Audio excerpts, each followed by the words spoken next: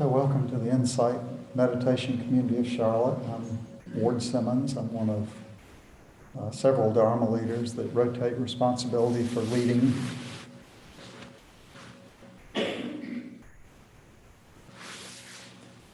So I'm imagining many of us are aware that today is the winter solstice. Today we have 9 3/4 hours of daylight. It's the shortest day of the year. In June, when the summer solstice occurs, the longest day of the year, there'll be half again as much daylight. There'll be about 14.5 hours. And this has long been a day, these solstices, summer and winter, that are celebrated by cultures all the way back to ancient times. And they have a variety of meanings: receding into the darkness, renewal, kind of re-establishing ourselves, and then as the daylight begins to grow, coming back out into the light and kind of blossoming forth. So the term solstice comes from 2 Latin words. One means sun, and the other means to stand still. And the reason the standing still part is in there is because from the vantage point of the Earth, it appears that the sun progresses southward every day and leaves the northern hemisphere with less and less daylight. And then on the winter solstice, that progression stops, stands still, and then it turns, and then it begins moving in the opposite direction. So, really an important element of change there, and I'm going to talk more about change. And then it progresses in such a way that from the northern hemisphere, it feels like the days are longer and longer until the summer solstice in June. So the solstices are big, they're examples of great big occurrences that mark turning points of change.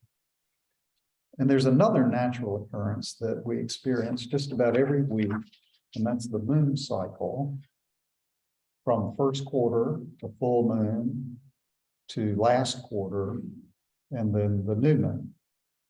And while we don't hear so much in the Buddhist teachings about the solstices, we hear a lot about the moon cycles. Now, we're probably mostly aware of the full moon, secondarily of the new moon, no moon, and then half moon in the first and third quarters. And these 4 days of the 28.5-day cycle have always been really important in the monastic community. They constitute the Apasita days, and that's when Sangha members gather together and do a number of different things. They recite the monastic code, an abbreviated version of the monastic code. And they look back at the last 7 days, give or take, and they come forward and acknowledge any shortcomings in their behavior over that time. So for us as lay practitioners, the Buddha suggested that on these 4 days, we should expand our observance of ethical principles. There are these 5 basic precepts that we as lay people are encouraged to adopt, and they are refraining from killing, from stealing, from sexual misconduct, from incorrect speech, and from intoxication. But there are 3 additional precepts that are recommended for these Vipassana days. And they are not eating at the wrong time, that is after the midday meal. So basically skipping supper. Not engaging in entertainment or adornment. And then not taking advantage of luxurious accommodations. So this cycle gives structure to the life of the Sangha and its members. And it gives us an opportunity to reflect and recommit ourselves, just like the solstices do. And it also gives us the opportunity to reflect on the tenuous nature of life. Somebody who lives to age 80 can expect their lives to include 4,098 Upasata days, which includes 1,024 full moons and 160 solstices. And each one deserves to be acknowledged and appreciated. And of course, it's a constant reminder of change. The Pali word anicca, anicca, one of those two pronunciations, or unreliability. But we don't have to wait for big solar or lunar events to practice with this teaching. We can do it every day. We can do it with every breath, because we experience a standing still when the out breath ends and turns into an in breath.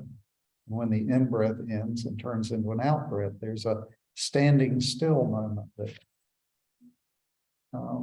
And as that change occurs, we can be reminded of the opportunity for a fresh start. Or even more immediately, each mind moment, with the passing away, with the arising and passing away of each mind moment, we see change and beginning again.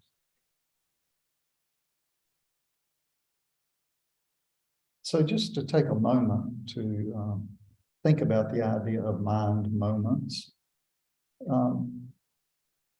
Sometimes we can experience our thought process as though we're thinking about multiple things at once. But this is not really the way the mind works. We can have a lot of thoughts in rapid succession, and we can alternate among different topics, and we can jump back and forth and keep coming back to the same topic. So it might feel like we're thinking about multiple things at once, but the mind can only hold one thought at a time. And the fact that our mind moments happen so rapidly is what makes it seem like we're holding multiple thoughts. So how many mind moments occur, in a second? I don't know the answer to that. Researchers have different answers to that. Is it 10? Is it 100? I don't know. It's a lot. Mind operates very fast. And when I first started practicing, as I began to learn about moment-to-moment awareness, I thought my task was to know every mind moment. And I now see that's not a realistic expectation. They happen too fast. Maybe there's somebody somewhere who can do that. I don't know. But I think for most of us, that doesn't make any sense to set that as a goal. It's not practical. What is practical is to see each mind moment that is available to us.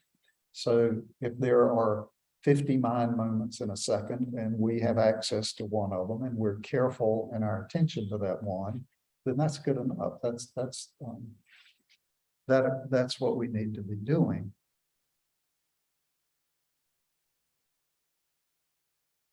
As we train our mind in meditation, I believe that we have access to more and more of the mind moments as we pay more careful attention. And particularly when we go on extended silent meditation retreats, as the mind slows down and we look more carefully, we can very noticeably access more mind moments.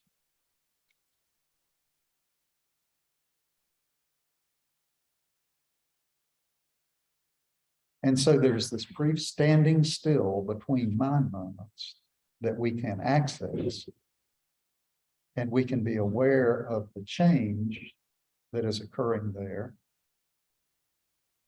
And in that moment of seeing the change, we have two options. We have at least two options. One is to see something has changed, see the moment as it ended, and relinquish whatever was in that moment and open up to the next moment. And that's the recommended way to practice and to be in the world. But there's another way to do it, and that is in this mind moment, I'm thinking about change, and I'm thinking about something that I ordered as a gift for the holidays, and I'm thinking about the fact that the delivery date just changed, and it didn't get shorter, it got longer, and now it's not going to be here till after the holiday. And so now in this mind moment, I have disappointment about that. And the second way to be in relationship with that is to start telling a story about it. You know, why didn't they deliver it on time? You know, why did they tell me that they would be here if it didn't going to be here? And I want to talk to your supervisor. And you know, can't you get somebody on a truck to bring this on over? And the problem with all that is, well, there are at least two problems. One is it displaces moment-to-moment awareness of all the other moments that followed along behind that mind moment when I learned what happened. So now I'm missing all the others because I'm telling myself stories about things people should have done. And the other thing that's wrong with it is, if I can use that term, is it just makes me unhappy.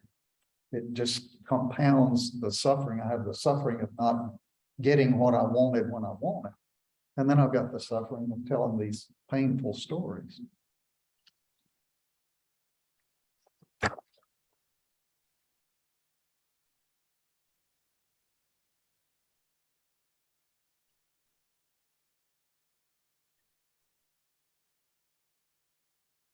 You know, we tell ourselves these stories, and it might be about how things might have worked out, or what might have happened, or what's going to happen in the future. There are all kinds of stories we tell. But a lot of times it's, you know, we might be revisiting a conversation we had today or last week or last year. And we might be thinking, you know, I wish I'd said this. I should have said that. That would have been the right thing to say. But that moment's gone. And I was on a retreat one time with Rodney Smith, and he made a statement that I've always remembered. I thought it helped me a lot. He said, it is always too late to have a happier past. We can tell stories about the past all we want, but it's not going to change the past that we have. So one of the benefits of cultivating awareness of each moment is it supports the awareness, the inherent awareness of the impermanent nature of our experience. Another term, instead of impermanent, that I think is a good term to be used there, is unreliable nature, because we can't rely on it to stay consistent from moment to moment. It's always changing. We see each experience arising and passing away ceaselessly.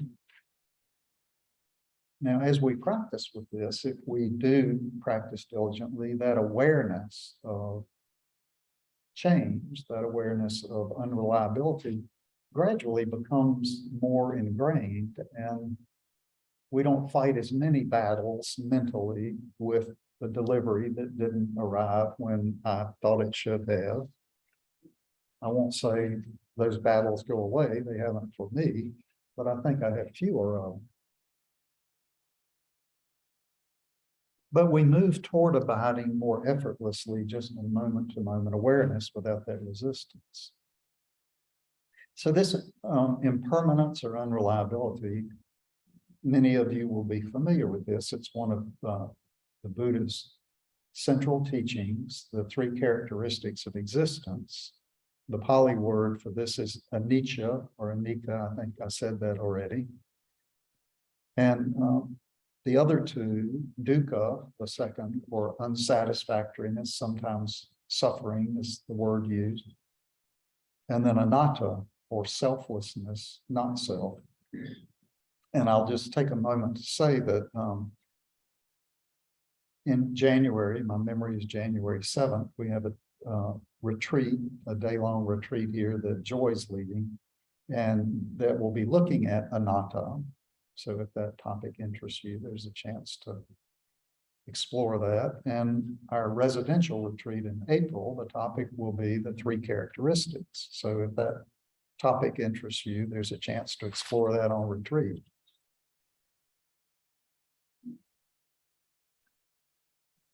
So why is it so hard to develop this awareness of impermanence? Why can't we just say, oh, well, I see, somebody pointed out to me, now I understand it. 2 + 2 = 4. Now I understand that. I don't ever have to learn that again. I'll always know that. Why didn't it work that way? Well, there are a couple answers that come to mind for me. One is habit. We have a habit of viewing the world in a certain way, and it doesn't include awareness of how things change so fast. You know, if we do something long enough and we become conditioned to doing it that way, then we just naturally do it that way in the future.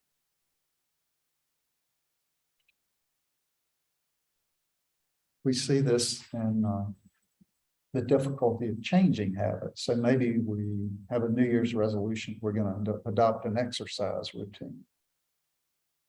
Well, you know, that means we have to change a habit, adopt a new habit. Or maybe we're going to improve our diet. We've got to change what we're cooking and shopping for. There are a lot of habits that we aspire to change, but we don't always succeed. So mindfulness practice and meditation, they're often referred to as mind training. And, you know, our culture is just now beginning to recognize the value of meditation and mindfulness. And for that reason, few of us grew up with any kind of mind training. We were trained to clean up ourselves and groom ourselves. We were trained to be able to communicate, speaking and writing. We were trained to drive a car, to have certain manners when we were eating, to keep our rooms tidy. But you know, nobody thought to teach us how to keep our minds tidy.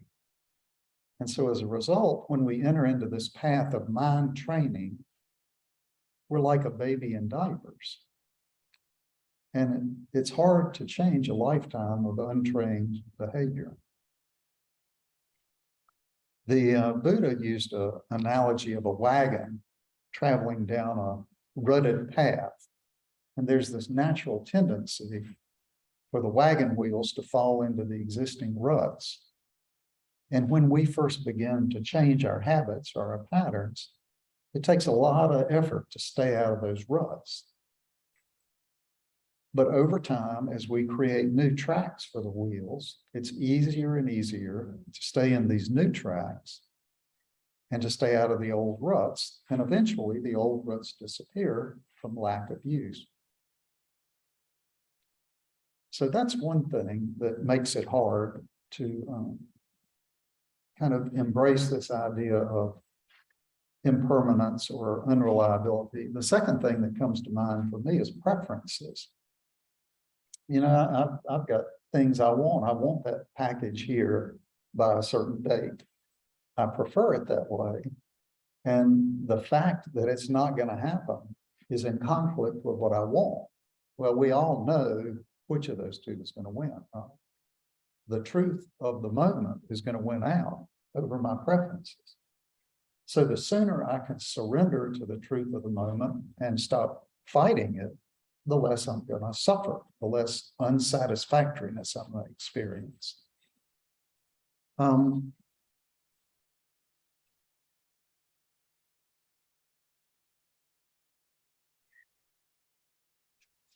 So how do we incorporate working with this?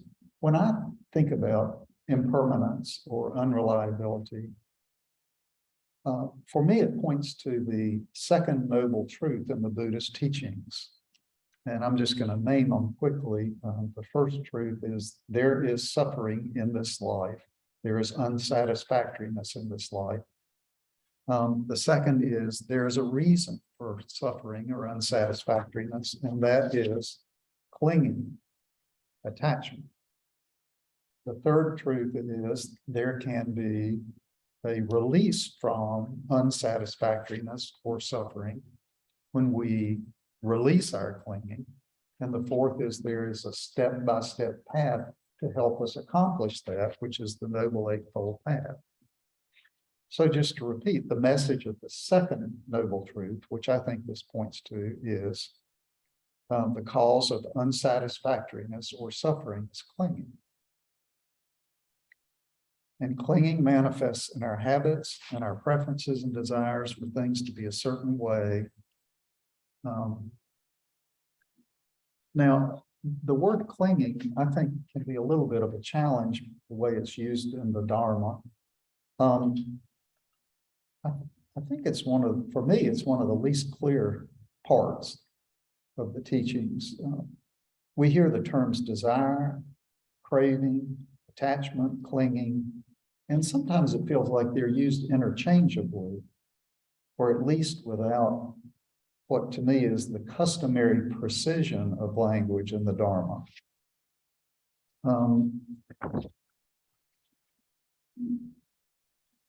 My understanding is that desire and aversion are kind of two sides of the same coin. It's wanting.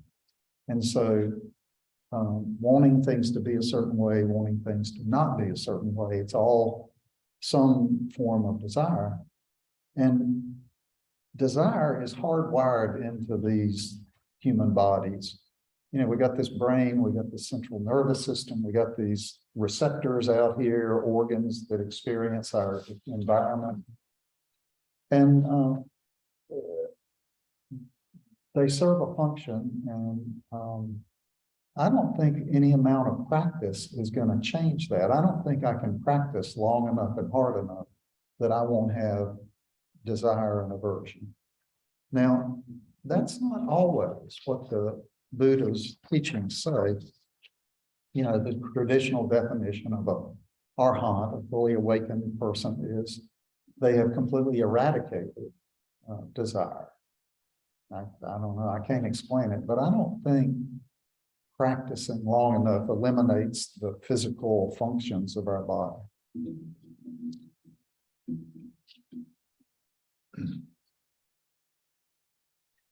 So then there is, I said that the terms desire and craving, I think in my mind, those apply to the things that are naturally occurring and aren't going to change. Then there are attachment and clinging. And I think those are a great opportunity for practice.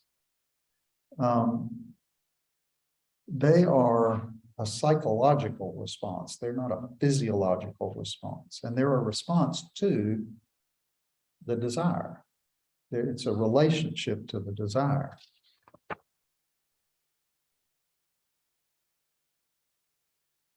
So I suffer because I'm demanding things be other than the way they are. And the package is not going to arrive. And that's true. But then I tell the stories about the package. And that's the psychological overlay that is causing me pain, but is doing me no good. To the extent I can relinquish my attachment to the delivery date, my suffering, my unsatisfactoriness is going to decrease.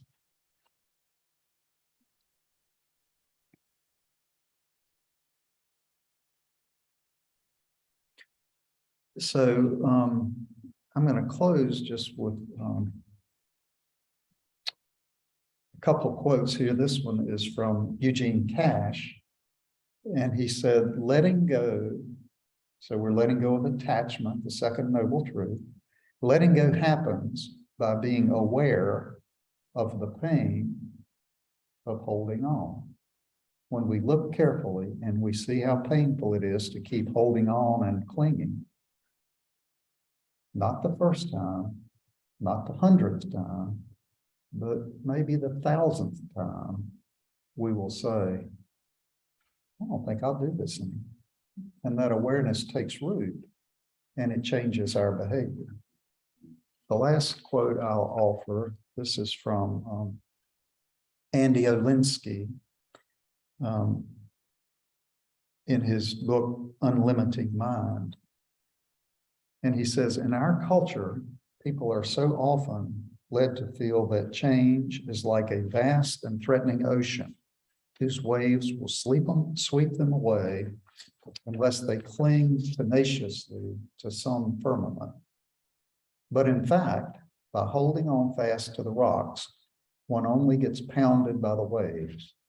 The damage is caused not by change itself, but by the resistance to it.